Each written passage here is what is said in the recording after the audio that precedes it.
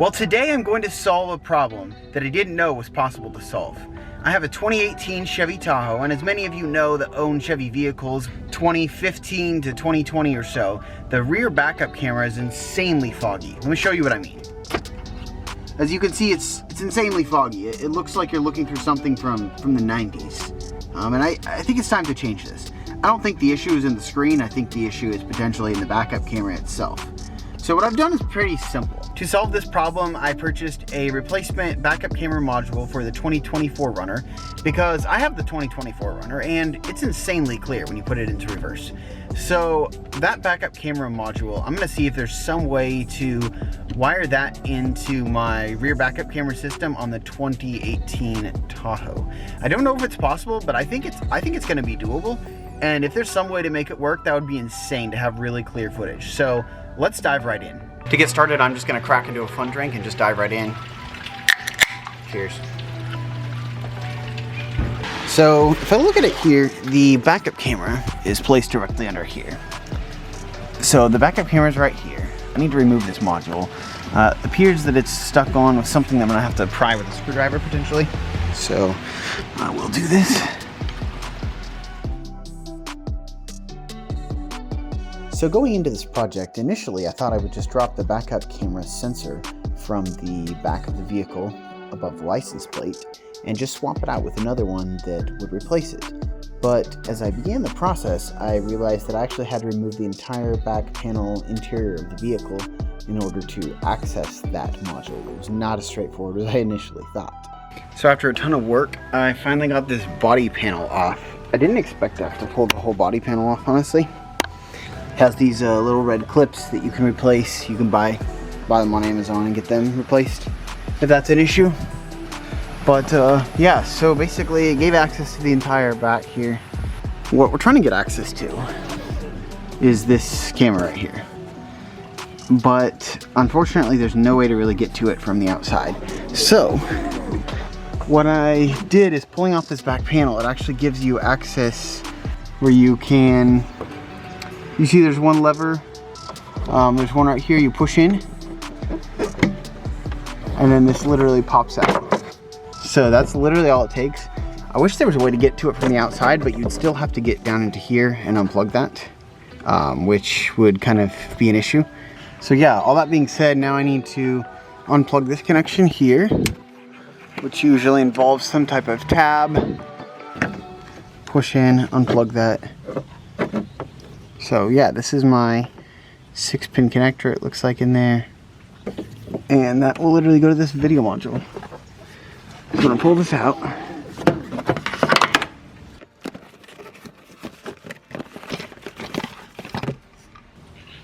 So you can see there's a 6-pin connector there.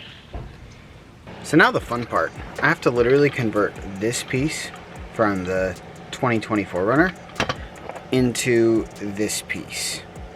Both cameras look very similar in terms of the external part there.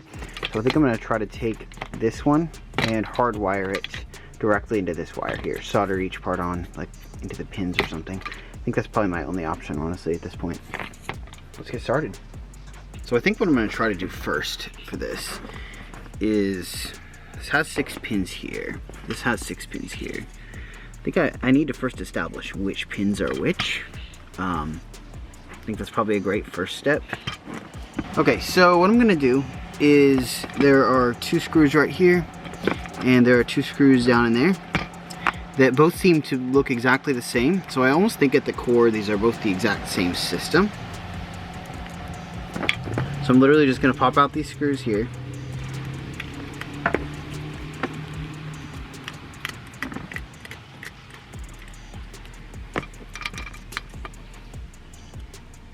Didn't come out. And take off this other screw here. Both screws, there they are. Now, this part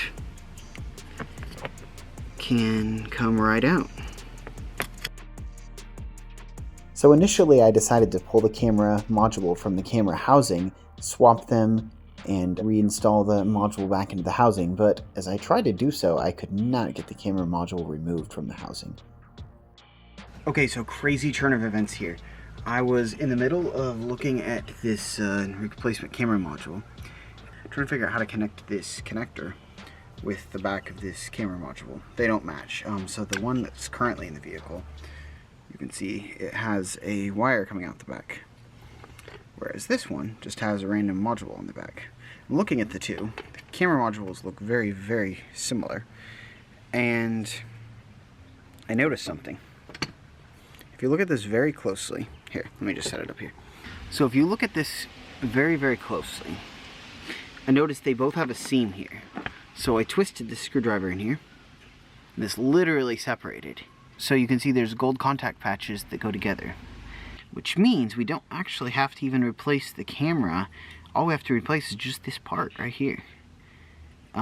If the side has the exact same contact situation. So now I'm literally going to try to see if I can break this one apart. Let's come to this far corner and try it.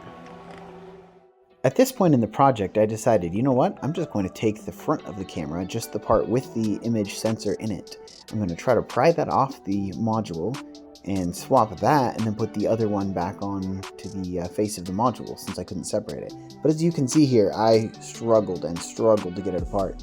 I ended up having to resort to pounding with a screwdriver and rock, and just brute force my way into that. Eventually I did get it removed, so at this point all that was left was to pull the image sensor off of the new module, put it on the old one, and put it back together.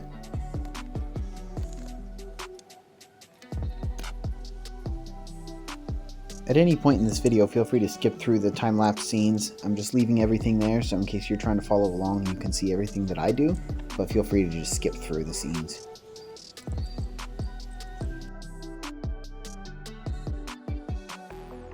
Added some glue also, just for some extra safety and make sure nothing would get loose in the end.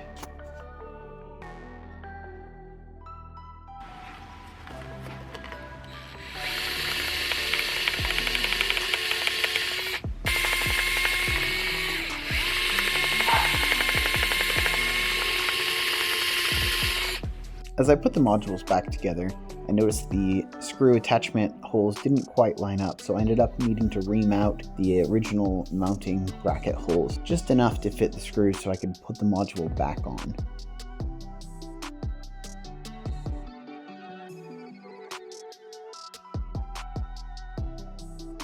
I put the back interior panel back on the vehicle, put everything back together, and now we're running up front to do some testing. So I got everything repaired, but there's a little bit of a problem. If you look here at the screen, you can see the blue and red overlay. That's from Toyota. If you look closely, you can see the brownish orange overlay. When I turn the steering wheel, you'll see it move over and back the other way.